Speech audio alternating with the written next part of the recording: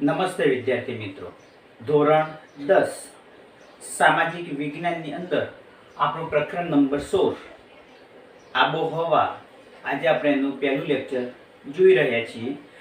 આજનો આપણો પ્રશ્ન છે કે આબોહવાની લાક્ષણિકતાઓ જણાવો.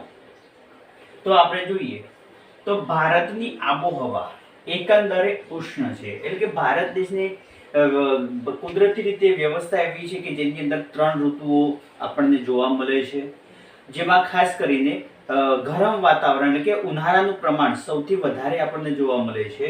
તો ભારતની આબોહવા એકંદરે ઉષ્ણ જોવા મળે છે. ઉત્તરે ઊંચા પર્વતીય પ્રદેશોને બાદ કરતા બાકીના પ્રદેશોનું તાપમાન શિયાળામાં પણ 0 ડિગ્રી કરતા નીચે જતું નથી. ઉત્તરના હિમાલયના ક્ષેત્રના પ્રદેશોને બાદ કરતા ભારતના બીજા કોઈ પણ પ્રદેશનું તાપમાન શિયાળાની અંદર પણ 0 ડિગ્રીથી નીચે જતું નથી. ભારતના સમુદ્ર કિનારાના ભાગોની આબોહવા સાધારણ ગરમ, ભેજવાળી અને સમ જોવા મળે છે, જ્યારે સમુદ્રથી દૂરના એટલે કે ઉત્તરના ભાગોની આબોહવા ખંડીય પ્રકારની વિષમ અને સૂકી જોવા મળે છે. એટલે કે ભારતના જે સમુદ્ર કિનારાના દરિયા કિનારાના જે ભાગોની અંદર હવા સાધારણ ગરમ, ભેજવાળી અને સમ પ્રકારની જોવા મળે છે. ત્યાં ઠંડીનું પ્રમાણ લગભગ જોવા મળતું નથી, જ્યારે સમુદ્રથી દૂરના ભાગોની અંદર આબોહવા ખંડીય પ્રકારની વિષમ અને સૂકી જોવા મળે છે. એટલે કે સમુદ્રથી દૂર જતા જઈએ એમ વાતાવરણની અંદર પણ ચેન્જ આવે છે. ઘણી શિયાળાની અંદર એવા પ્રદેશોની અંદર વાતાવરણ ઠંડુ રહેતું હોય છે, જ્યારે ઉનાળાની અંદર ગરમ પણ જોવા મળતું હોય છે. મોસમ એટલે કે ઋતુ પ્રમાણે બદલાતા પવનો એ ભારતની આબોહવાની ખાસ વિશિષ્ટતા છે. ભારતની અંદર જે પ્રકારે ઋતુ બદલાય છે એ પ્રકારે પવનની પણ દિશાઓ બદલાતી જોવા મળે છે. એ ભારતની આબોહવાની મોટામાં મોટી ખાસ વિશેષતા આપણને જોવા મળે છે.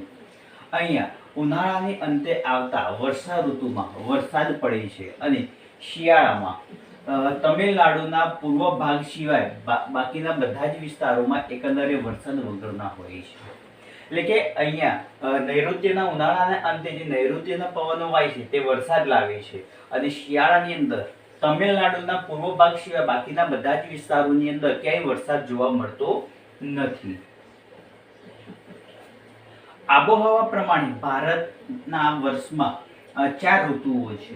એટલે કે આબોહવાના આધારે ભારતની અંદર 4 ઋતુઓ આપણને જોવા મળે છે. પહેલી ઋતુ છે શિયાળો, જે ડિસેમ્બરથી ફેબ્રુઆરી સુધીનો છે. બીજી ઋતુ છે ઉનાળો, જે માર્ચથી મે મહિના સુધીનું છે.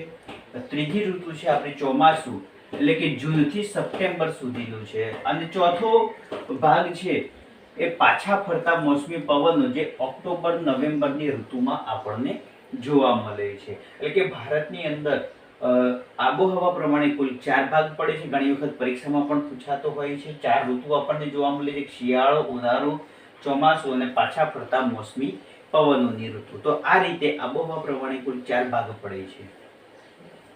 ભારતમાં સૌથી વધારે ઠંડી હિમાલયના પર્વતીય પ્રદેશના ઉત્તર ભાગમાં તથા સૌથી વધુ ગરમી રાજસ્થાનના રણમાં પડે છે.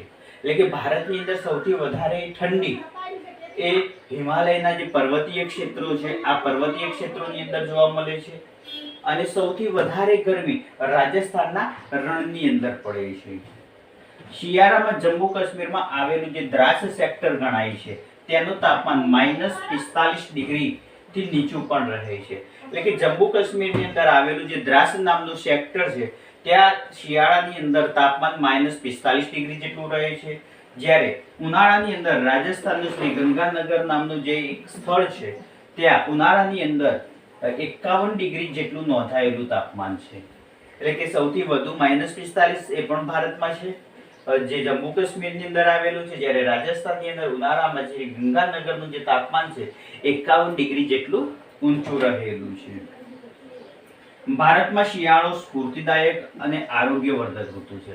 ભારતની અંદર શિયાળાની અંદર પણ બહુ ઠંડી પડતી ન હોવાના કારણે એ શિયાળાને સ્ફૂર્તિદાયક અને આરોગ્યવર્ધક કહેવામાં આવે છે.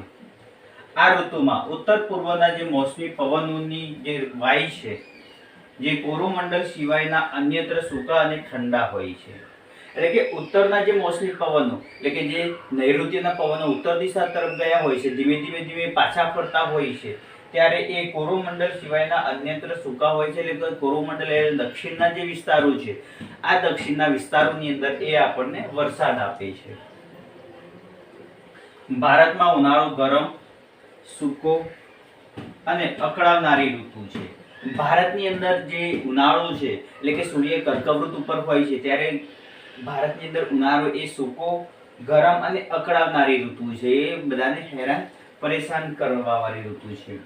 ઉત્તર ભારતમાં અને ખાસ કરીને વાયવ્ય ભાગમાં તેની તીવ્ર અસર વર્તાય છે. એટલે કે ઉત્તર ભારતની અંદર અને ખાસ કરીને વાયવ્ય વિસ્તાર એટલે કે ઉત્તર અને પૂર્વ વચ્ચેનો જે વિસ્તાર છે, એ વિસ્તારની અંદર ખાસ કરીને એની તીવ્ર અસર આપણને જોવા મળતી હોય છે.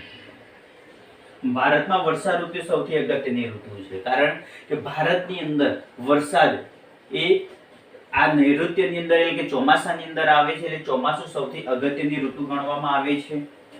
આ ઋતુમાં નૈઋત્યના જે મોસમી પવનો સમગ્ર ભારતમાં વરસાદ લાવે છે. એટલે કે નૈઋત્યના જે પવનો વાય છે, એ સમગ્ર ભારતની અંદર વરસાદ લાવવા માટેનું સૌથી અગત્યનું ફેક્ટ પરિબળ આપણને જોવા મળતું હોય છે.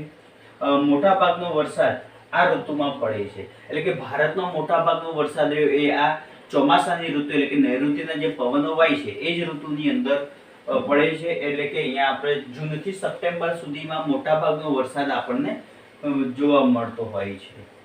ભારતમાં વિશ્વના સૌથી વધુ વરસાદ ધરાવતા પ્રદેશો છે. ભારતની અંદર વિશ્વના સૌથી વધુ વરસાદ ધરાવતા પ્રદેશો આપણને જોવા મળે છે, જેમાં મેઘાલયની અંદર 400 સેન્ટીમીટર જેટલો વરસાદ નોંધાયેલો છે. એટલે કે મેઘાલયના જે પૂર્વોત્તર રાજ્યો છે, ત્યાં સૌથી વધારે 400 સેન્ટીમીટર વર્ષનો વરસાદ નોંધાયેલો છે. જ્યારે લેહ અને રાજસ્થાનમાં 10 થી 12 સેન્ટીમીટર જેટલો પણ વરસાદ પડે છે. એટલે કે વિશ્વનો સૌથી વધુ વરસાદ અને ભારતનો સૌથી ઓછો વરસાદ પણ એ આપણી જોડે નોંધાયેલો છે, કે સૌથી વધુ વરસાદ 400 સેન્ટીમીટર જેટલો છે, જ્યારે રાજસ્થાન અને લેહ વિસ્તારની અંદર 10 થી 12 સેન્ટીમીટર જેટલો વરસાદ આપણને જોવા મળે છે. મેઘાલયની અંદર આવેલા મોનીશીરમ અને ચેરાપુંજીમાં વાર્ષિક 1200 સેન્ટીમીટર જેટલો વરસાદ પડે છે.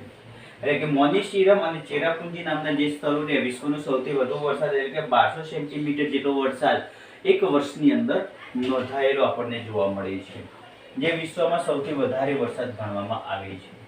ભારતના મોટાભાગનો વરસાદ મોસમી પવનો દ્વારા આવે છે, જેના કારણે અનિશ્ચિતતા પ્રવર્તતી આપણને જોવા મળે છે.